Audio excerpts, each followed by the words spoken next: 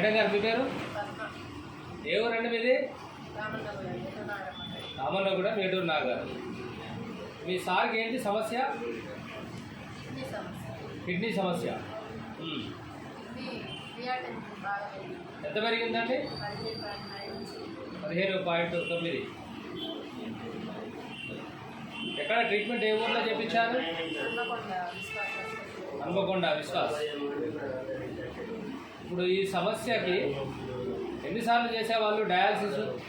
వారానికి 3 సార్లు. అలా ఎన్ని నెలల పాటు చేయించుకున్నారు?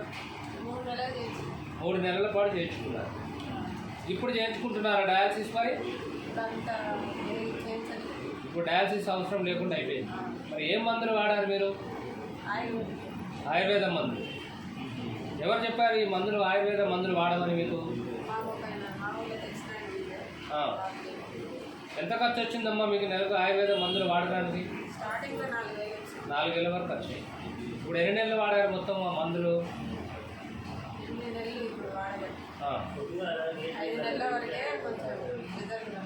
5 నెలల వరకు రిజల్ట్ కనపడింది.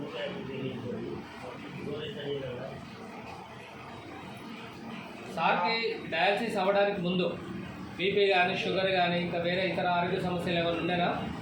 ఫస్ట్ స్టార్టింగ్లో బీపీ. ఓకే. బీపీకి తీసుకొని మందులు వాడి అయినా కంట్రోల్ కాదు. ఓకే. బాగా ప్రెషర్ ఎక్కువై ఫ్లాట్ అయ్యి పక్షవాతం కూడా వచ్చింది. ఓకే. వచ్చినప్పుడే అది అప్పుడే చెప్పాడు డాక్టర్.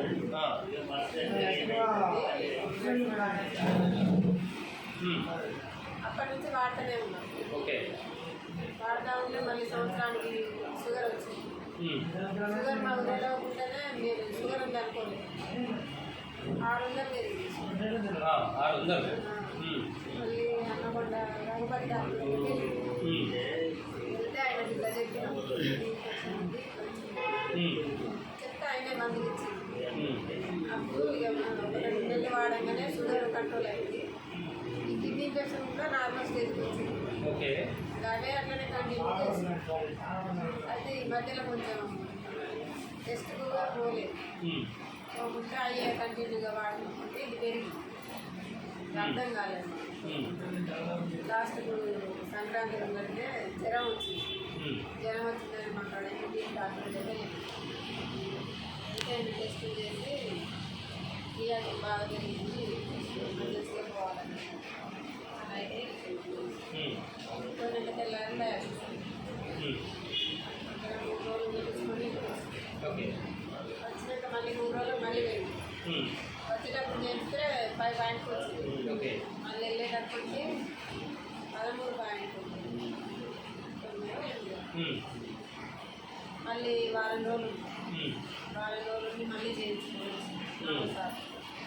చేసుకోవాలి వచ్చినాక ప్రస్తుతాన్ని ఇక పెరుగుతాము. అప్పుడే గురించి మాకు తెలుసుకొని చెప్పింది యోగి ఆయుర్వేదం. ఎక్కడ ఎవరని? సారపాక.